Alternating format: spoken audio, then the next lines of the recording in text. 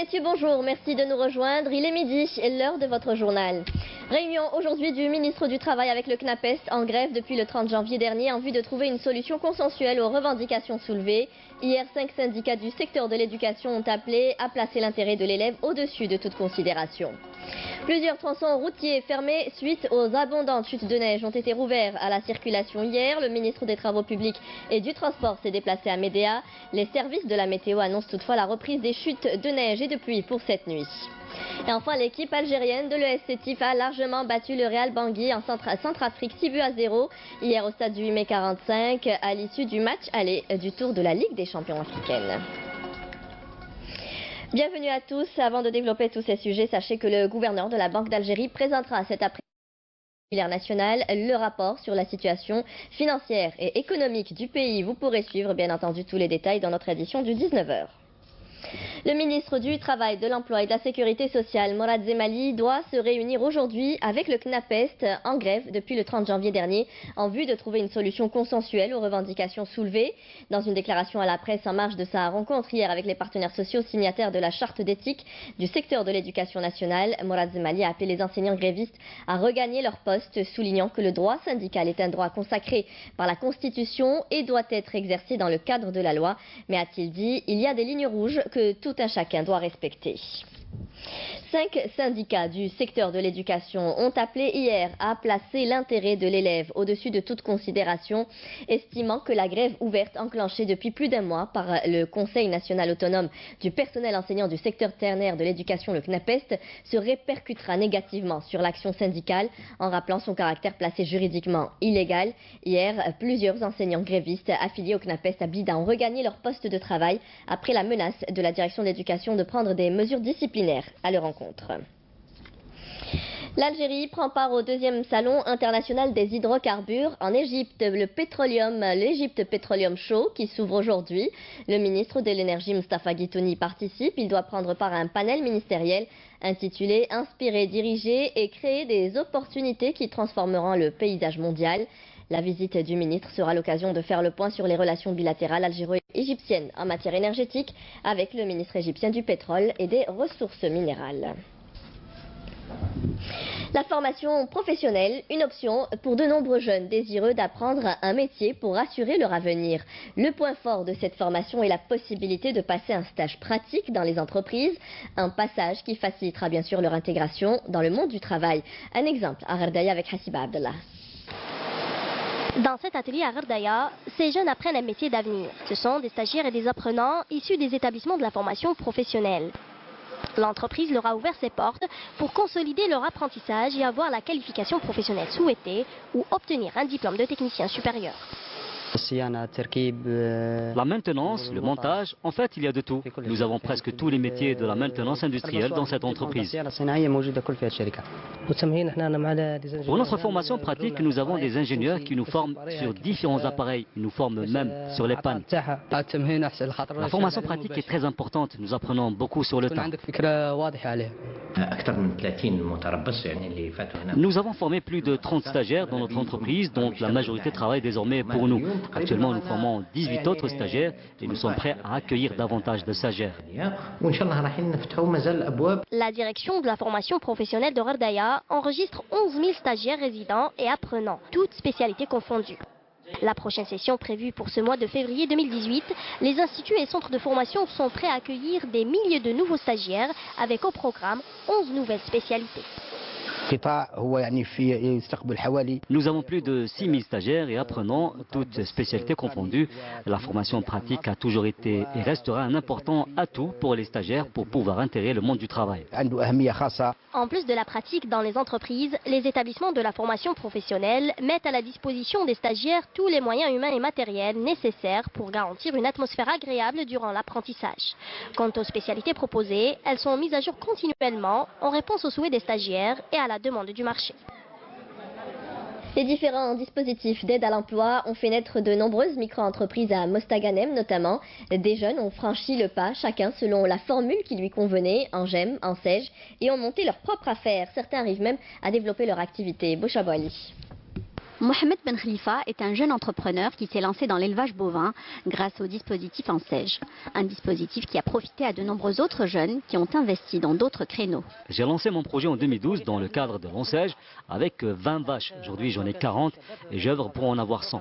Vu le caractère agricole de Mostaganem, nous accompagnons et soutenons les jeunes pour créer des micro-entreprises dans le domaine de l'agriculture, du tourisme et dans d'autres secteurs. Grâce au soutien de l'État et à ses dispositifs d'aide à l'emploi, on a monté notre entreprise de ferronnerie et du travail du fer forgé. On a participé à des salons nationaux et internationaux et on forme même de jeunes personnes. Nous informons les jeunes universitaires ou diplômés des centres de formation qu'ils peuvent se rapprocher de l'Agence nationale de gestion du microcrédit pour lancer leur projet et contracter des crédits ne dépassant pas les 100 millions de centimes ou alors des crédits de 10 millions de centimes pour l'acquisition des matières premières et ce dans différents domaines, y compris l'activité commerciale. Au début, quand on m'a conseillé de faire de la soudure, j'ai pensé que ça allait être difficile. Mais petit à petit, j'ai appris. Et maintenant, ça fait 6 mois que je travaille et je suis bien. Pour mieux orienter ces jeunes et prendre en charge leurs préoccupations, des journées de sensibilisation ont été organisées dans la commune de Ain Nuissi à Mostaganem. Ces journées de sensibilisation nous permettent d'entrer en contact avec les jeunes pour les orienter et les informer sur les opportunités que leur offre chaque dispositif. Une fois informés, ces jeunes diplômés seront en mesure d'entreprendre dans les meilleures conditions et créer ainsi de la richesse. L'État, vous le savez, encourage les investisseurs à s'installer au sud en leur offrant de nombreuses facilitations. On vous parlait hier d'une briqueterie à Larouat, une autre a ouvert à Béchar. Elle produit 100 000 tonnes de briques par an et surtout travaille en collaboration avec l'université et les centres de formation de la région pour recruter sa main-d'œuvre. Menel Boutouaba. La briqueterie de Béchar produit annuellement 100 000 tonnes de briques rouges. Depuis son entrée en exploitation, elle a permis de baisser les prix de cette matière première de 30%, permettant une large satisfaction de la demande locale et régionale. Elle emploie actuellement 122 employés. L'objectif des mesures incitatives offertes par l'État aux investisseurs installés au sud du pays est d'atteindre l'autosuffisance au niveau de la wilaya. D'abord pour couvrir les besoins de la région et par la suite exporter l'excédent vers les wilayas du Nord en proposant un produit de qualité.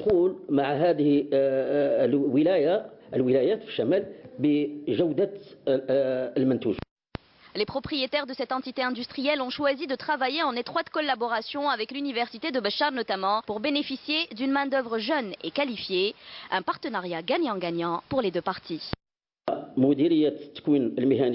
Nous avons proposé à la direction de la formation professionnelle et à l'université d'orienter leurs étudiants vers ce complexe pour bénéficier d'une formation pratique, notamment les futurs ingénieurs qui pourront mettre en application ce qu'ils ont appris en théorie dans les spécialités nouvelles telles que l'automatisme et la programmation, entre autres.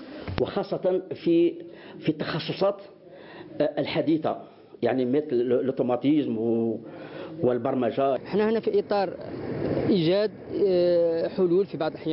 en voie de trouver des solutions aux problèmes subis par les investisseurs qui se lancent dans ce genre de projet et par tout investisseur dans le domaine industriel. Nous modernisons notre activité aujourd'hui en travaillant en coordination avec des laboratoires de recherche et développement.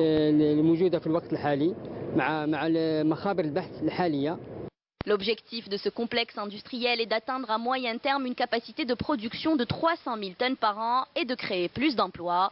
Aujourd'hui, son impact sur le rythme de réalisation des projets de développement de la wilaya n'est pas négligeable, notamment sur le secteur de l'habitat qui se trouvait parfois en manque de ce type de matériaux de construction adaptés aux conditions climatiques de cette région. Le trafic automobile a été difficile hier au second jour successif à cause de la neige et du verglas, mais la plupart des axes routiers ont été dégagés. Le ministre des Travaux publics et des Transports Abdelrani Zahlen s'est déplacé hier en fin d'après-midi à Médéa pour s'enquérir des opérations de déneigement à travers les différentes sections de la RN1. Kérim Haïfa. Neige et verglas sur tout le nord du pays avec pratiquement 50% du réseau routier secondaire impacté par ces intempéries, des axes fermés à la circulation pendant plusieurs heures, voire plusieurs jours, comme la route nationale 1 où le ministre des Travaux publics et du Transport, Abdelrani Zahlen, s'est déplacé hier pour s'enquérir de visu des opérations de déneigement à travers différentes sections de cette route reliant les régions du nord du pays au sud. Le ministre qui a mis l'accent sur l'impératif de maintenir en état d'opérabilité les moyens tant humains que logistiques et d'être constamment en alerte de façon à pouvoir faire face à ce type de situation.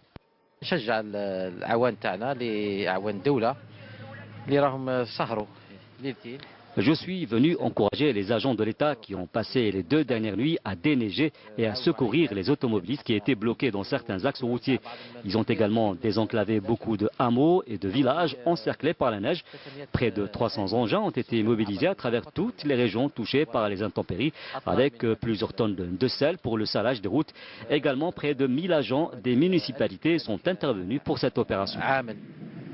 تم التدخل عبر الولايات المعنية بهذه الموجة من الثلوج. Des détachements de l'armée sont intervenus également dans plusieurs régions touchées par les chutes de neige pour venir en aide à la population et aux automobilistes bloqués dans des axes routiers fermés à cause de ces intempéries. Suite aux instructions du haut commandement de l'armée nationale populaire, à sa tête le général de corps d'armée Ahmed Gaïd Salah, vice-ministre de la Défense nationale, chef d'état-major de l'armée nationale populaire, les unités opérationnelles de l'ANP au niveau de Tizi Ouzou ont procédé à plusieurs opérations pour aider nos concitoyens touchés directement par ces intempéries.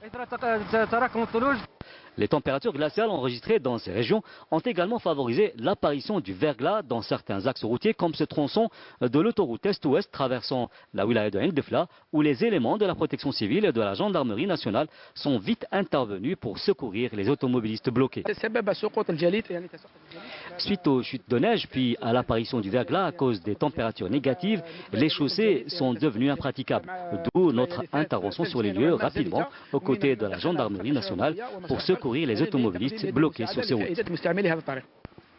Protection civile, gendarmerie et services de travaux publics restent mobilisés et sont prêts à parer à toute éventualité, d'autant que les services de la météo annoncent la reprise des chutes de neige et de pluie dans la nuit du lundi à mardi. Soyez donc vigilants. Le village de Oued Zitoun à Tlemcen est marqué depuis quelques années par d'importantes inondations. Le village est situé sur un relief montagneux très accidenté. Les habitants se retrouvent complètement isolés. Un plan de protection a été lancé. Reste la phase du raccordement au gaz. Hasna Zouberi.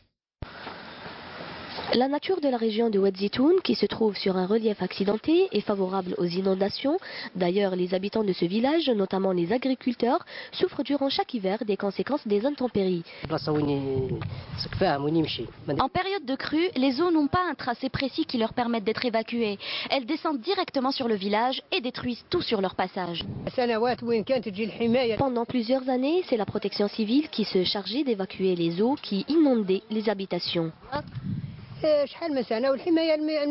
Et pour éviter les catastrophes, les autorités concernées proposent un plan d'urgence.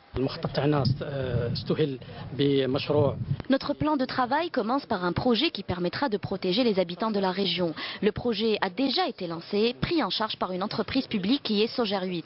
Le coût du projet dépasse actuellement les 2 milliards de centimes. On a œuvré à régler un grand problème subi par les habitants de la région également, qui est celui du raccordement au gaz naturel. Nous en avons d'ailleurs fini avec ce volet. Il nous reste à garantir l'approvisionnement en gaz, pris en charge par la Sonalgaz, qui démarrera les travaux dans les jours à venir. Par ailleurs, une enveloppe de 31 millions de dinars a été consacrée pour le renouvellement de l'assainissement, qui devient un cauchemar pour la population de Oued Zitoun. De nouvelles infrastructures sportives à Tiaret. Le ministre de la Jeunesse et des Sports était en visite de travail hier dans la wilaya. Il a procédé à l'inauguration et à l'inspection de plusieurs projets. L'intérêt a été porté sur les sports équestres et la natation. Plusieurs infrastructures et structures sportives achevées et d'autres en cours d'achèvement au profit des jeunes de la wilaya de Tiaret qui pourront désormais pratiquer plusieurs disciplines dans le sport équestre et la natation. Lors de sa visite d'inspection et de travail, le ministre de la Jeunesse et des Sports, El Hadi Ould Ali, a exprimé le soutien de son département aux initiatives des jeunes et associations activant dans ce domaine.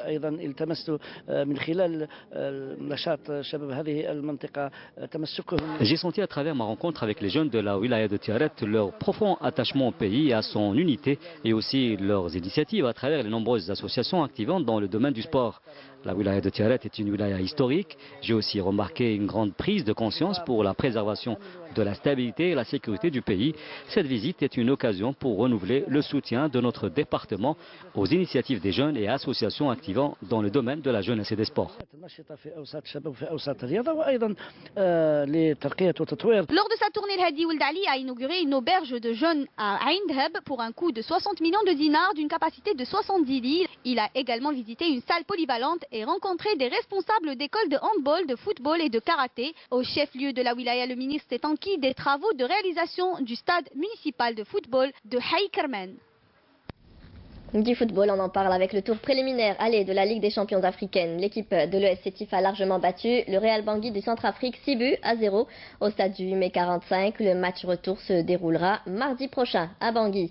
L'autre représentant algérien dans cette compétition, le Mouloudia d'Alger, s'est incliné devant l'AS Otoo du Congo par 0-2 à Ovando dans le nord de Brazzaville. Un mot de culture, la Commission nationale de conservation des mosaïques relevant du Centre national de recherche en archéologie, le CNRA, a été installée hier à Alger.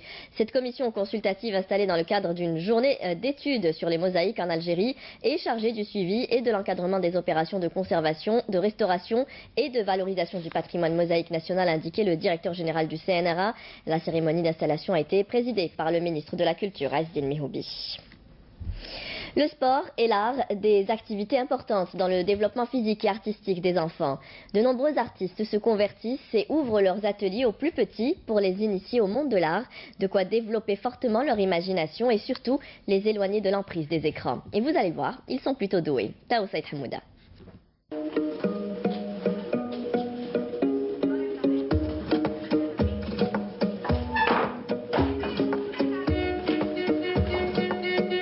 Comme chaque mardi après-midi, beaucoup de parents se posent la même question. Comment occuper le temps libre de leurs enfants? Certains ont trouvé la solution, les inscrire à des ateliers de dessin. Chaque semaine, Salim, Idriss, Jad et Amine ouvrent la porte de l'atelier d'Adili, une artiste peintre qui prend un plaisir à transmettre son savoir-faire à ses jeunes. Ici, ils trouvent un espace d'expression et de liberté unique. Le dessin, la peinture, l'art en lui-même, c'est-à-dire l'art sur le côté pictural, ça leur apporte beaucoup parce qu'ils s'extériorisent, ils s'expriment d'une façon différente. Disons que la plupart d'entre eux font aussi de la musique ou du sport. Mais le dessin, c'est différent, surtout quand ils aiment ça et quand ils sont doués. Et j'avouerai que la majorité des enfants que j'ai ici et qui restent, c'est-à-dire qui tiennent à cet endroit et qui y reviennent à chaque fois, sont très doués.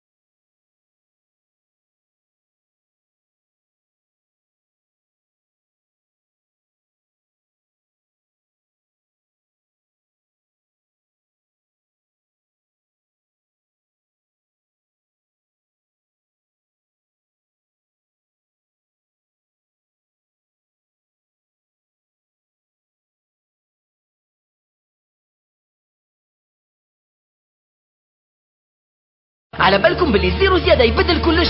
مثلا عند أوريدو 100 دينار يساوي 1000 دينار. هذا هبال. مع هيا سون تاع أوريدو ب 100 دينار فقط عندكم 1000 دينار مكالمات نحو أوريدو. 1000 دينار. وزيادة على هذا عندكم 500 ميجا انترنت باش تستفادوا من فيسبوك. ديروا جيم وكومونتيو وشوفوا وبارطاجيو كامل تصوروا لي فيديو اللي يعجبوكم. أوريدو، عيش الانترنت.